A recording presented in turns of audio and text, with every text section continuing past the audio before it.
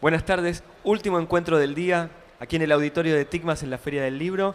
Estamos cerrando ya casi la última semana, nos quedan pocos días. Por aquí han pasado diferentes referentes, perdón por el verso como me quedó, pero han pasado diferentes personalidades de la cultura, de la educación. Y hoy vamos a cerrar el día con Gloria Rodríguez, coautora, una de las dos autoras de Construcción del conocimiento matemático en aulas heterogéneas. Ahí Agustín va a mostrar la tapa. Un libro que propone un diálogo, un abordaje conceptual o teórico conceptual de la educación. Gloria, yo voy a leer la solapa para que todos sepamos quién sos. Un pedacito de la solapa. Yo nunca leo las bios enteras, así que voy a leer un pedacito. Gloria realizó el profesorado de educación primaria, tiene postítulo en la formación docente para el nivel secundario, licenciatura en enseñanza de la matemática en el nivel primario y en la actualidad maestría de educación en la UNIPE. Se desempeñó como docente, coordinadora y articuladora en diferentes niveles, primario, secundario, terciario y universitario. El currículum sigue, pero muchas gracias por estar aquí con nosotros. Hola, ¿cómo estás? Muy buenas noches. Un placer estar acá con vos. ¿Tenés que hablar cerca del micrófono? ¿Más cerquita? Ahí se escucha bien. Sí. Mirá bien, vamos bien. Yo tengo la teoría de que los maestros y los profesores, los docentes, proyectamos la voz y que el micrófono nos capta mejor. Así exactamente. Bien. La primera pregunta para hacerte tiene que ver con la idea de aulas heterogéneas. ¿Qué son las aulas heterogéneas? Bueno, a ver. Vamos a pensar en realidad el aula. No existe aula que no sea heterogénea. Justamente. Entonces, cuando estamos pensando en esas aulas heterogéneas, no estamos pensando en función a un contexto. Estamos pensando en esos niños que tienen diferentes saberes, se han apropiado en su trayectoria escolar diferentes saberes que van a ser utilizados como insumo para poder construir nuevos conocimientos. Estas aulas deben ser pensadas por ese docente, pero pensadas en términos de que todos los niños y niñas tienen derecho a aprender. Por lo tanto, para trabajar bajo este contexto es sumamente necesario que esos docentes puedan planificar sus clases, pero siempre en función a la realidad que tienen enfrente. Una vez que estas clases son planificadas y las ponen en acción, esa tarea se transforma en una actividad. Y esa actividad tiene tintes de huellas, de marcas que son propias de cada uno de esos niños y ese docente que forma parte del aula. Y ahí aparecen esas interacciones y esas intervenciones docentes que hacen que esa clase sea única e irrepetible, porque aparecen cuestiones que son espontáneas y ese docente tiene que anticipar esas cuestiones para poder atraparlas. Por ejemplo, a partir de una pregunta o un error de un niño. Pero no queda ahí la historia. La historia avanza en términos de decir, ese docente, ¿qué hace con esto? Y hoy, en este contexto pandémico, en donde los docentes realmente sienten de alguna manera una frustración por no poder avanzar como quieren, yo les digo que paren la pelota, que tenemos que pensar el aula y decir, esto es lo que tenemos, no importa qué, pero tenemos algo. Sobre lo que tenemos vamos a avanzar y para poder avanzar no podemos estar en solitario. Tenemos que tener un otro. Ese otro es un colega, un par, un directivo, hasta un curso de capacitación que me permita poder pensarme. Y pensar está de la mano con el hacer. Cuando en esas aulas heterogéneas el docente, a través de esa tarea planificada, la lleva a la acción, se construye una actividad que es productiva. Esa actividad productiva hace que ese docente aprenda en situación profesional. Luego, cuando se va de esa clase, seguramente empieza a interpelar aquello que había pensado que iba a suceder y que no sucedió, o lo que sucedió y por qué no hizo otra cosa. El aula siempre es así, el aula es el lugar de lo incierto. Siempre.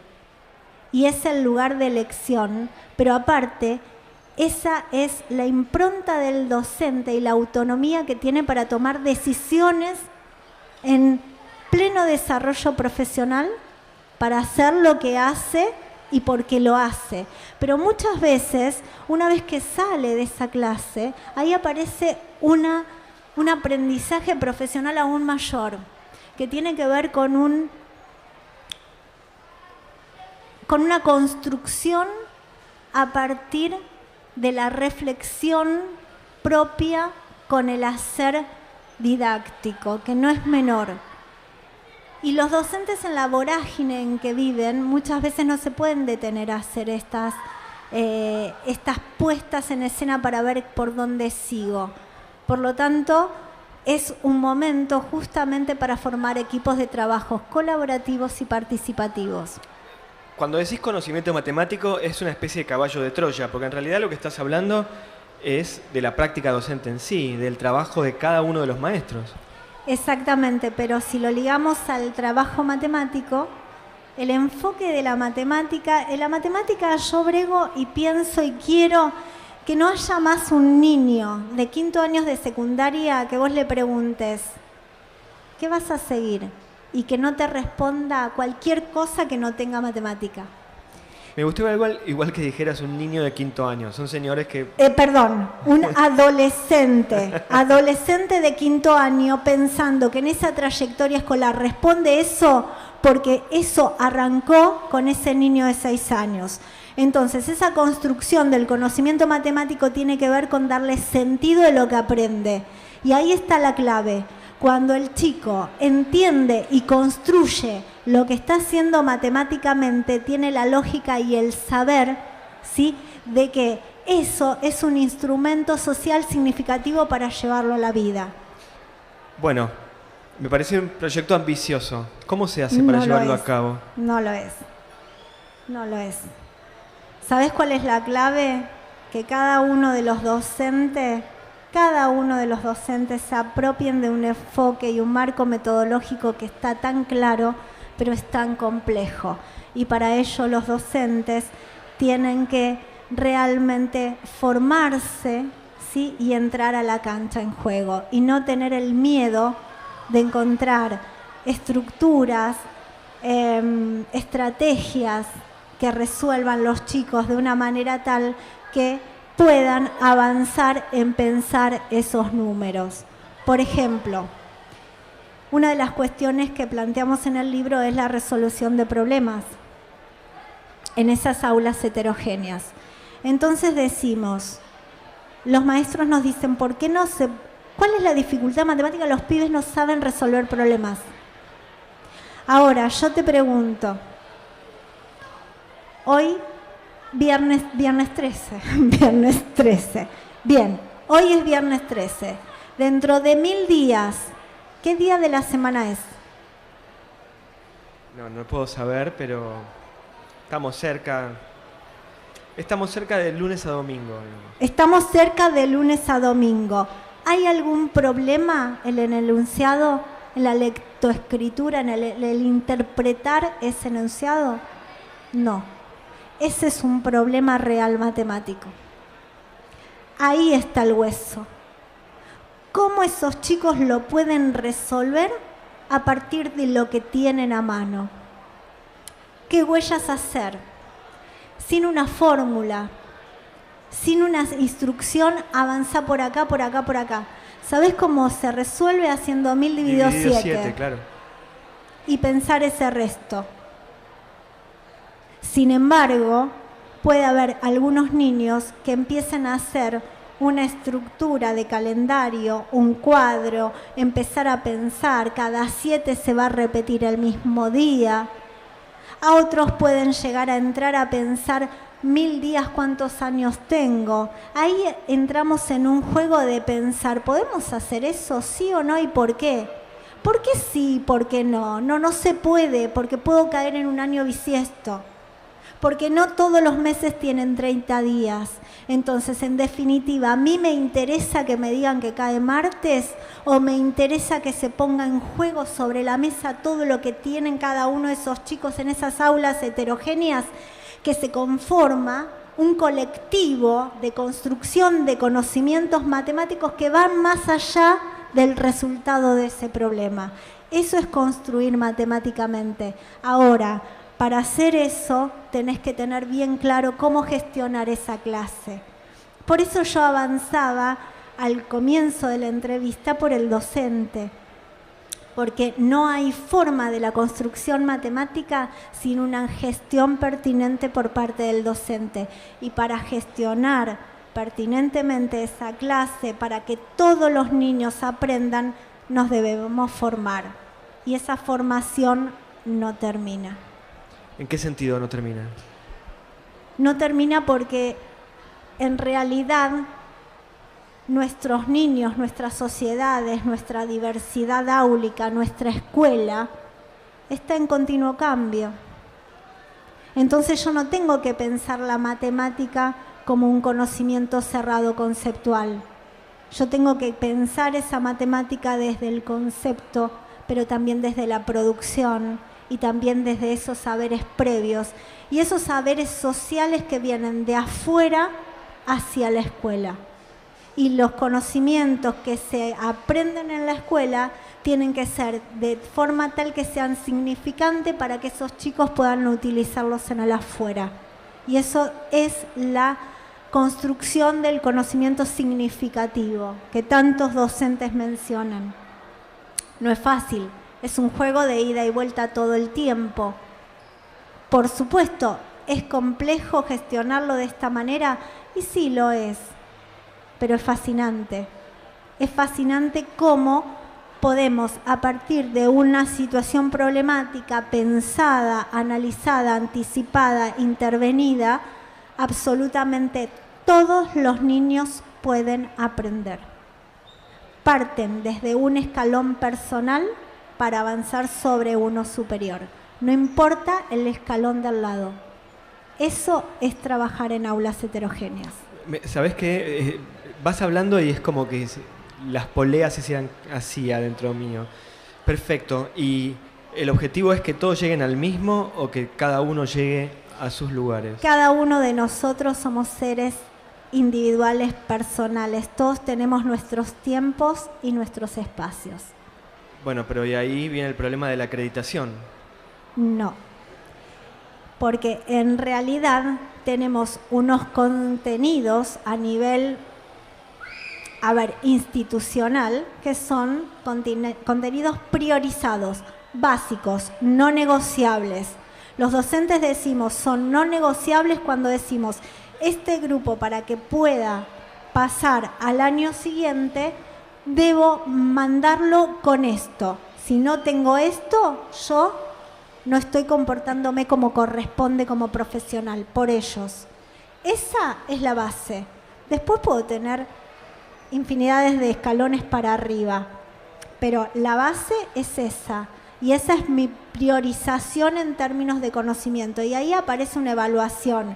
Me está llevando por otro lugar, que es, esa acreditación está de la mano de una evaluación bien entendida, que tiene que ver con una evaluación en progreso, en proceso, ¿sí? A partir de diferentes instrumentos. Y las evaluaciones que cada uno de los docentes debe hacer están habilitadas para poder pensar esa planificación que te hablé al principio de la entrevista. Es para la toma de decisiones según esa aula y esos niños que tengo enfrente. En esa diversidad de estudiantes, ¿qué pasa con el que responde primero? ¿Cómo le seguís dando alas? Es que en realidad no hay un primero. Yo decido quién es el primero. No, pero no te estoy diciendo el que responda mejor, peor, ni calificación. Pero suele pasar que hay estudiantes que entregan primero, resuelven primero, terminan primero y tienen que mirar el techo. ¿Qué pasa con ellos? Por eso mismo. A ver, vuelvo para atrás. Ahí está la clave en la gestión. Porque yo puedo usar Por ejemplo, vuelvo al mismo problema. Si yo tengo alumnos con diferentes saberes previos para abordar ese problema, para que esto que vos estás diciendo no ocurra, yo tengo que pensar ese problema para cada uno de esos estudiantes. Puedo cambiar, por ejemplo, el número. Los 1000, tengo el mismo enunciado, te cambio el 1000 por el 500 por el 30. Estoy trabajando el mismo contenido, la misma secuencia, los mismos estudiantes, el mismo grupo, pero con un grado de dificultad diferente. Por lo tanto, todos, según la dificultad de ese escalón que tienen, van a trabajar de manera paralela y medianamente yo tengo el control que todos terminen igual. Luego va a haber una etapa de levantar esa clase y la palabra decido yo a quién se la doy, porque la circulación de la palabra tiene que ser por parte de todos mis estudiantes. No puedo dejar que la voz de alguno de ellos no esté presente. Y ahí es donde yo tomo decisiones en términos a la decisión anterior que ya había tomado. ¿Y cómo funciona la planificación? Estás proponiendo cambios a eso que es como estructuralmente más rígido. Digo, ¿cómo funciona una planificación tan flexible?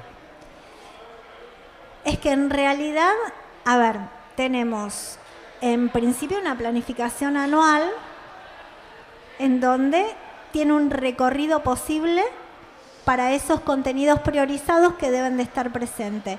Y sobre eso yo voy a ir desprendiendo posibles secuencias de trabajo que respondan a esa planificación. Esa planificación, ese docente que te entrega el 28 de febrero la planificación y está intacta al 30 de noviembre, fue una mentira. No existe. Los tiempos y los desafíos áulicos son reales. Es como la vida. Uno proyecta, en el camino decide. Y hay que hacer marcas y definiciones. Gloria, yo quiero agradecerte el tiempo. Gloria se tiene que ir ahora. Justamente va a presentar el libro en la editorial Bonum, en el stand de la editorial. Pero vuelvo a mostrarlo a cámara. Quiero agradecerte el tiempo. Te voy a comprometer en cámara para que volvamos a hablar en, qué sé yo, en un tiempo, en algún otro evento. Por porque supuesto, es súper interesante lo que propones. Quedaron un montón de cosas. Lo más importante que queda, y esto sí lo quiero resaltar, es cómo cada uno de los docentes le pone el cuerpo al aula. Y que todos los docentes realmente tenemos esta obligación, por un lado, de cumplir con nuestra profesión, pero también tenemos el derecho de formar parte de un colectivo. Y ese colectivo habla de una construcción con el otro. En la individualidad no existimos. Gloria, muchas gracias por el tiempo. Gracias por a haber vos. pasado por el auditorio de TICMAS.